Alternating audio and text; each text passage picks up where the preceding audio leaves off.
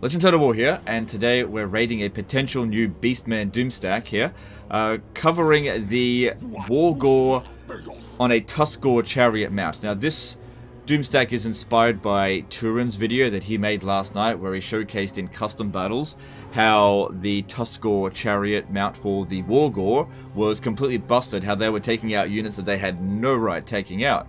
So I wasn't originally planning to do a Wargor Doomstack, but having seen that video, I thought, okay, cool. I'll see if I can take that into the campaign and see if we can add a few items onto them, level them up, go up against a lot of force, and see how it performs on the campaign, because we saw that it was completely busted in multiplayer, essentially, but let's see if it's busted in campaign. So, looking at this army, what have I done with it?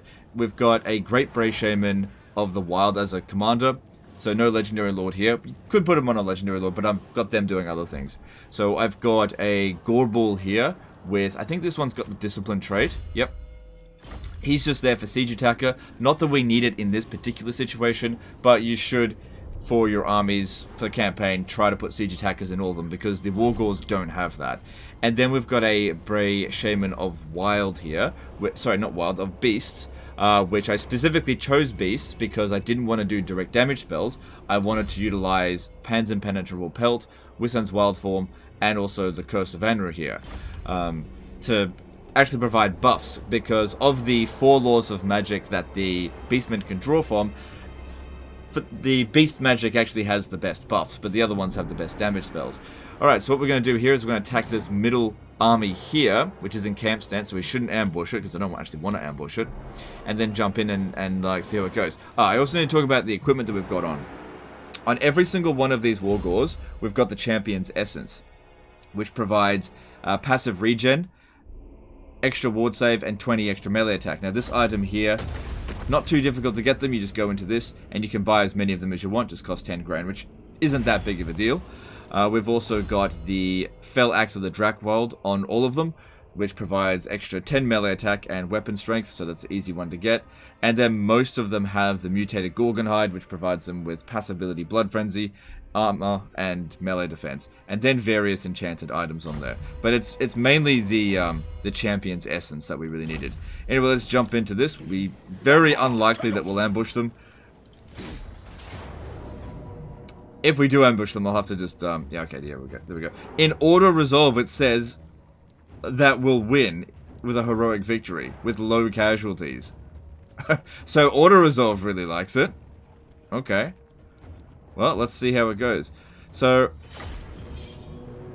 having watched Turin's video, and I will leave a link to it in the description, because you can check it out. He's the original finder of the Tuskgor Chariot being busted. I think the way that it's busted is that even though it's a single entity, it might be counted as 2 individual units, because I think the attacker is actually the actual Tuskgor. So what's happening here, I think, is that it's attacking more often than it should. So it has a melee attack of 81, and every unit in the game has a melee attack of whatever, right? But there's also attack interval, and that's not shown here, and various units have different attack intervals. So for example, the Rogue Idol for the Greenskins, it has a trait called Cumbersome. It's basically, its attack interval is rather slow, but when it has a chance of attacking, it has its attack of whatever it is, and then if it lands a hit, the weapon strength. But if the melee attack in this case here is 81, but the attack interval is, say, 3 or 4 times faster than every other unit in the game, so you essentially triggering the melee attack equation way more often. So even if it isn't that high, you're just rolling the dice more often than the other opponent. That's what I think is going on here, but I'm not sure. Alright, so what we're going to do here is I'm going to let them get organized, let them get together, because we've actually attacked them from multiple sides here. I want to make this as difficult for me as possible, because it really did look as though this unit was busted.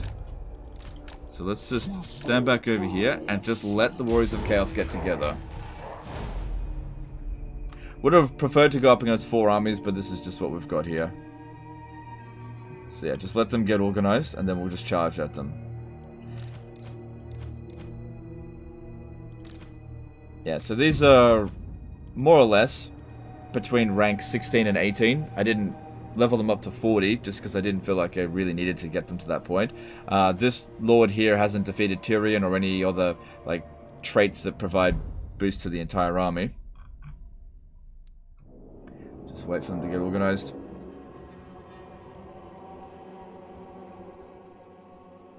I guess the biggest problem with building this kind of army is just getting the capacity up. So it would be, if you're playing the campaign, the factions that would have the easiest time to build this would be Malagor's faction, because he reduces, well, his faction reduces the cost of heroes in terms of dread by 50%, so you'd be able to get them twice as fast.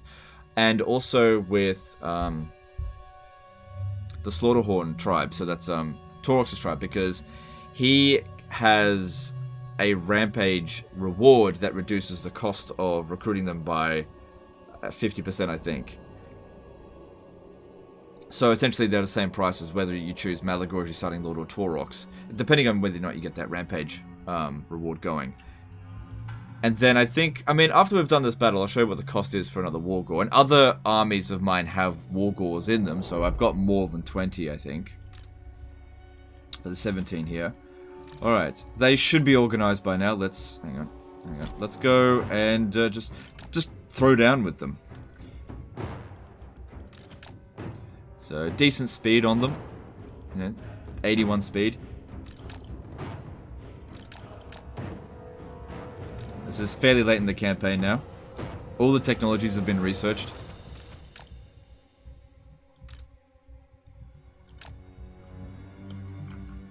Alright, I think they're over here. No, they're over there. So yeah, I wouldn't normally let them get organized. But if we go fight in the forest, we'll lose a bit of melee attack. So will they. Who's this? Alright, just go attack him. Just go right into the center, stay together, and we'll just see how this goes. We'll pretty much just AFK the entire battle. And just see how they do. So yeah, in terms of resistances, it's nothing particularly special. They're not super resistant. They just have the regen, they've got the Guardian, and you know, that did a decent amount of damage on the charge, but I think it's when they're just in melee. I think their attack intervals are super fast. Alright, let's give them a Hands of Penetrable Pelt, just to give them extra physical resistance.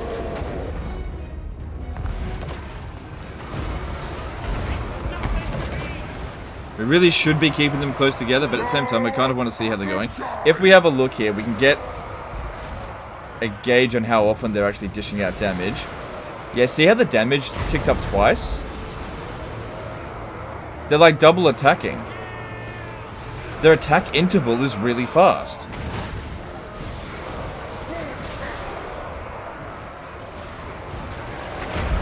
That's what it is. Like, it'd be a pretty simple fix for CA. All they have to do is just reduce the attack interval. That's what it is.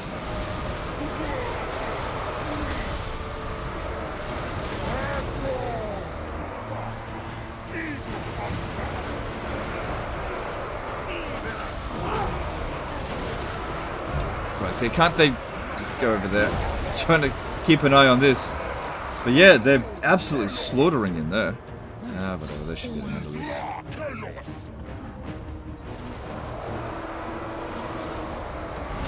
Got a Tuskgor Chariot right in there. Already got 99 kills.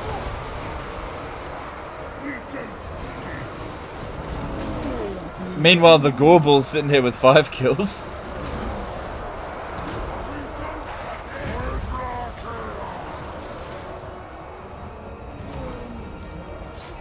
I think this guy here is on a Tuskgor Chariot as well. I think I put them both on Tuskgor Chariots. These are wizards. Let's see how they go. So it may not necessarily just be the Wargor. It could actually just be Tuskgor Chariots in general. So if we have a look here, like looking at this one. Yeah, see how the damage is ticking up constantly? Essentially. It's got nothing to do with it being a Wargor. It's the Tuskgor Chariot mount is busted.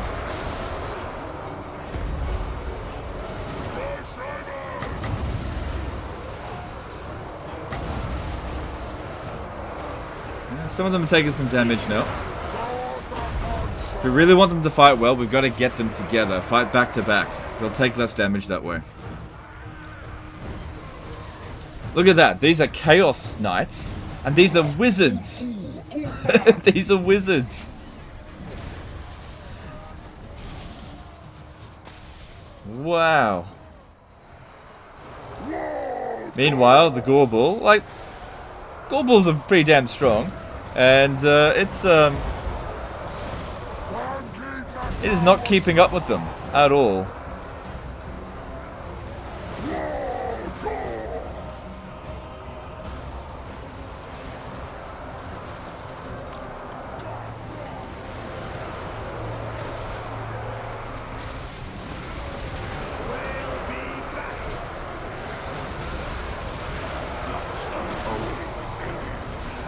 I don't have to do anything. I was going to use buff spells, but they're doing just fine. Look at this shit. Oh my god, this is so busted. Yeah, it's just their attack interval. Guarantee that's the problem. Not that this is a problem. It will be a problem in multiplayer though, but I don't care about that.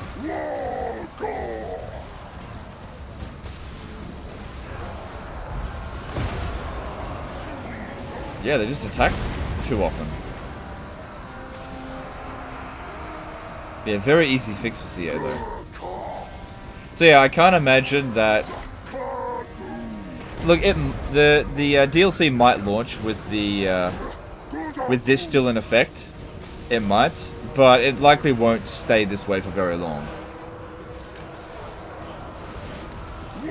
Yeah, I can't see it staying this way for very long. And I don't think Razorgor Chariots are quite as... do this quite as much.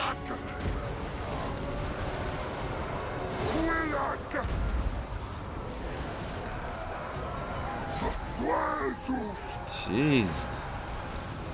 I didn't use any damage spells. It got 48 kills. Oh, it did fight some, what's it called?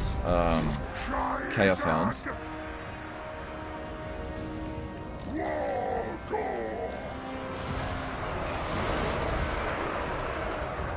Holy crap. Just look how quickly they just turn everything into mincemeat. And they can get really tight in on each other. So I think they've got really small, like, hitboxes, despite being a fairly large unit. And they... oh, there's... they're just busted. So it's really hard for the enemy to hit them. And it's really easy for them to hit the enemy. Oh my god, it's hilarious. So there's the army losses. I mean, if we wait long enough, we could recover to full health. None of them have taken, like, an absurd amount of damage. Like, they can recover all of its health, given enough time. Wow. Yeah, that's broken as fuck. Love it. Yeah, but I can't see this as being something that'll stay this way.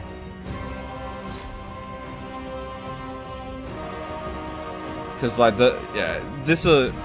usually, if something's like a single player problem, it's not that big of a deal, but this will be a massive problem for multiplayer. Like, everybody is just going to spam Tuskgor Chariots in multiplayer, and then CA is going to be forced to deal with Outrage, and they'll just have to fix it straight away. So, I think there's a Hell Cannon or two over this way. Look how tight they can all kick. Like, look at... oh, hang on.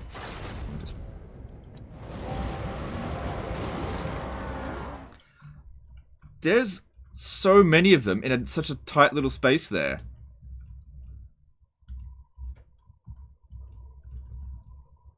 Like, that's so crammed together. The thing is, with single entities, the more you can cram them together like that, the better, because units can't, like, get in the nooks and crannies and, like, hit them in the back. You know, having single entities fight like this makes them actually super strong. Wow, jeez. I know I've missed a few of them back there. Oh, there's Chaos Spawn over here. Actually, let's get the wizards to fight them. I don't know if we're going to get... Yeah, let's see if the wizards can beat them. Which, the wizards should not be able to beat... Actually, you know what? Let's get one of the wizards to fight it. Just one. Let's get this one here. So this is just a regular wizard. Let's see if it can handle a Chaos Spawn. No buffs, no nothing. I mean, it's got the equipment, but let's just see about that. Let's have a look.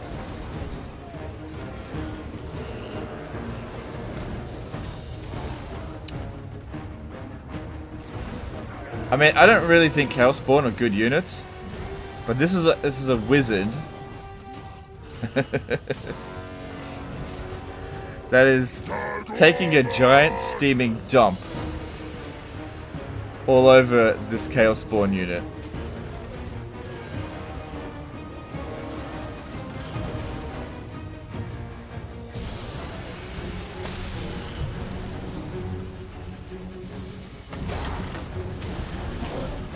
Yeah, see, I reckon what's happening here is each one of them is...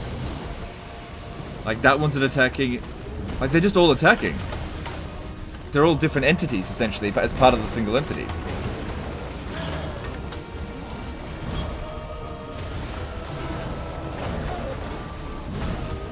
So this is being applied just constantly.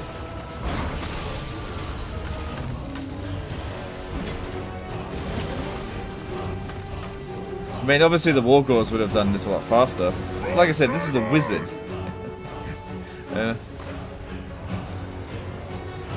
Also, yeah, this item is very good. Very, very good. I mean, 20 extra melee attack. That's very powerful. Plus the ward save.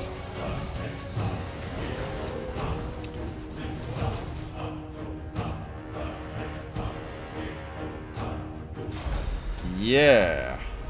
Okay. While that fight was going on, we mostly recovered.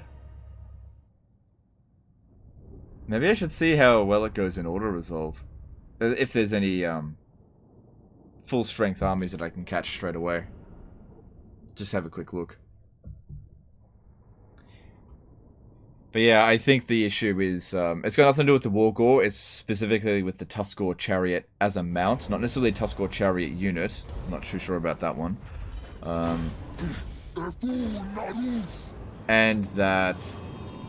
I don't know if I'll be actually able to make it there. What do you have half my movement? Yeah, I'm not going to be able to make it there. But what we could do is... I'll hit end turn and just see how many armies in auto-resolve it can take out before it gets wiped out. There should be tons of armies in this area here.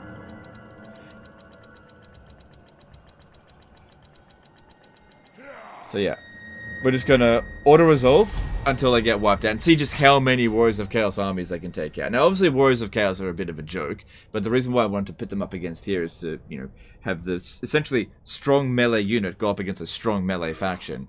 I guess one of the other opponents that could give the Tuskgor Chariot a problem would be like the Empire with loads of guns, or Dwarfs with loads of guns.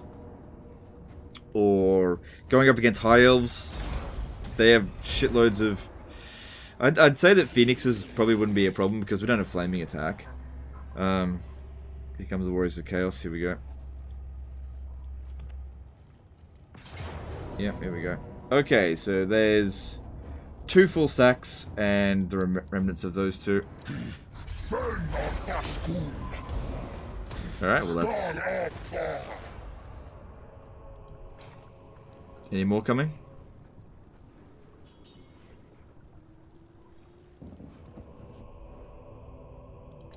Nope, well that's all they got from that.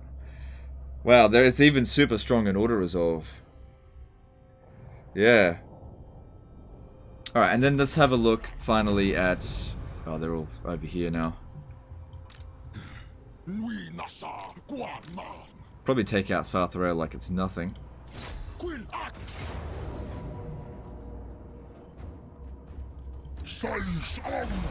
Yep. And the thing is, it's giving a lot of the kills to the Wargors, not so much to the Gorbul there did a decent job. Alright. So, this is fairly late in the campaign. Obviously, I got a lot of dread. How much would it cost to basically create this army? So, looking at Lords of Heroes, I've got capacity of 23 Wargors. So, that's how much it's costing me to increase my capacity any further. So, that's obviously fairly expensive. But, you know, you don't need to go full Wargors. Because the Bray Shamans on the Tuskgor Chariot, they were really good too. This guy was on a Razorgor Chariot. He was doing pretty well. I wonder if I switched them over to Razorgors, if it would do any better. Alright, there's one way to test it. I'm going to have this one here on a Razorgor, and this one here. I'm going to make note of it. I'm going to call this one number 2, and this one here will be known as number 1. We're just going to use these two here in this battle. Ah, crap, I can't get them there. Alright, never mind. I'm sure it was fine. Anyway, yeah, so current rating for this Doomstack would be obviously 10 out of 10. It's super easy to use, doesn't even require much micro, it just destroys everything, but I don't think it's going to remain like this strong for very long. I feel like this is going to get tweaked, because I think the attack interval is just out of whack, and as soon as they adjust that one stat, everything will go back to normal. That's what I think is happening, and then I think it'll still be a good mount, but just not as powerful as what we're seeing right here. And then of course this item here is really, really good. I'm really hoping they don't nerf it, because it is fairly expensive, but it's also fairly easy to get that much favor, so I was able to get one for each of them without too much trouble. Anyway, that's the end of this one. Don't forget to check out Turin's video. He's the original discoverer, I believe, of the Tuskgor Chariot mount being completely busted, so good job to him on that one. I've got other Doomstacks planned for the Beastmen and for the Lizardmen, which I will showcase over the next few days. Appreciate you guys, and I'll see you next time, fuckers. Bye.